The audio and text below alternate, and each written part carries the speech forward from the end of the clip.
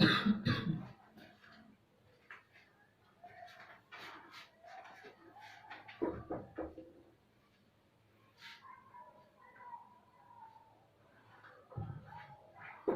আলাইকুম শিক্ষার্থীবৃন্দ, সবাইকে স্বাগত ম্যাথমেটিক্স 3 ক্লাস করার জন্য।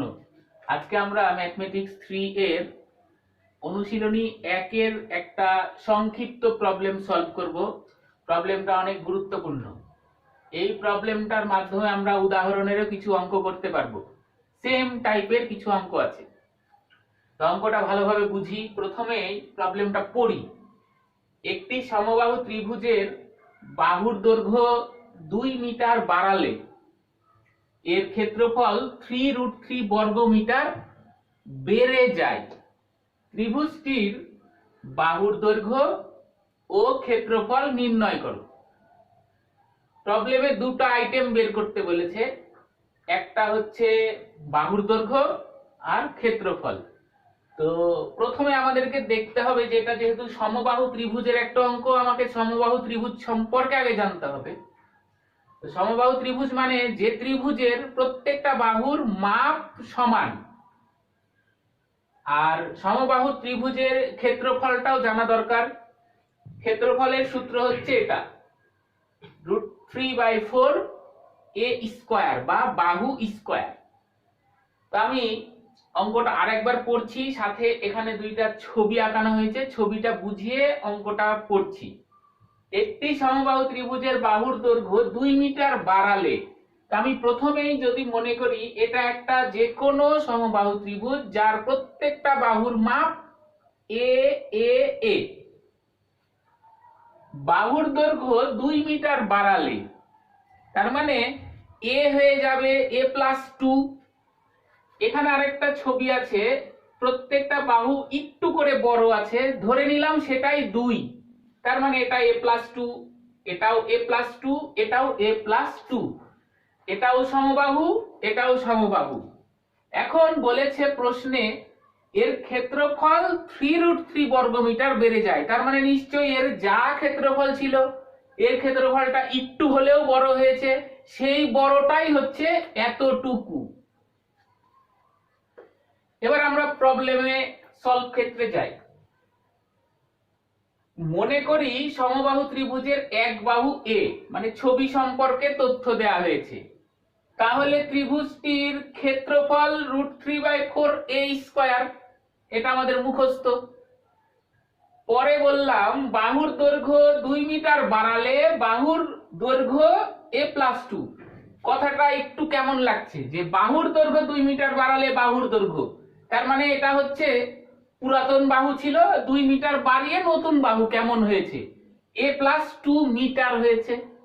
তাহলে আমি যদি এটা বাহু পাই, তাহলে বাহুকে ব্যবহার করে ত্রিভুজটির ক্ষেত্রফল কত লিখব, √3/4 বাহু স্কয়ার। এটা দ্বারা পুরাতন ক্ষেত্রফল বুঝাচ্ছে, এটা দ্বারা নতুন ক্ষেত্রফল বুঝাচ্ছে, নিশ্চয় এটা বড় ক্ষেত্রফল। তাই আমি লিখেছি শর্ত মতে এই যে বড় ক্ষেত্রফল মাইনাস আগেরটার ক্ষেত্রফল সমান সমান 3√3। বুঝাই যাচ্ছে যে এতটুকু যেহেতু বড় হয়েছে, তার মানে ওটা থেকে ওটা বাদ দিলে এটাই হবে। শর্তের লাইনটা আমরা বুঝলাম।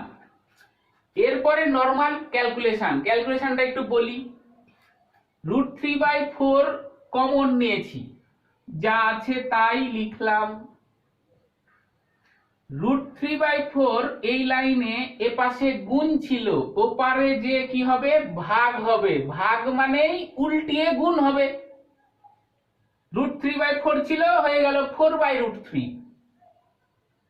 এইটুকের মধ্যে ক্যালকুলেশন কি, সূত্র ফেলেছি, a+b হোল স্কয়ারের সূত্র, a square plus 2ab plus b square minus a square তো আছেই।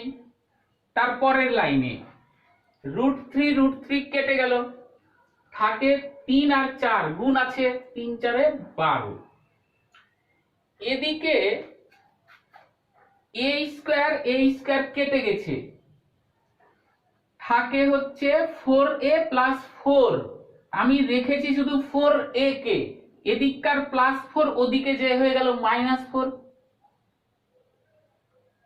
12 থেকে 4 বাদ দিলাম 8 হলো, এদিককার এর সাথে 4 গুণ আছে, ওদিকে যে ভাগ হয়ে 2 হয়ে গেল। নরমাল ক্যালকুলেশন, এর মান 2। ত্রিভুজটির বাহু 2 মিটার। কিভাবে বুঝলাম? এ দ্বারা আমি প্রথমেই বলে দিয়েছি ত্রিভুজের বাহু এ, তার মানে এ এর মান 2। একটা অ্যান্সার বের হলো। এবার বলেছে ক্ষেত্রফল। বাহু যদি জানা থাকে ক্ষেত্রফল বের করা কোনো ব্যাপার না। মুখস্থ লাইন, ত্রিভুজটির ক্ষেত্রফল। আসলে কেমন ত্রিভুজ ছিল? সমবাহু। সূত্র কি? √3/4 বাহু স্কয়ার। বাহু জানা, কি জানলাম? কেবল জানলাম এর মান 2, তাই বাহুর জায়গায় 2, স্কয়ার তো ছিলই। স্কয়ার করলে 4 হলো, 4 4 কাটলো, শুধু √3। এই হলো আমার অ্যান্সার।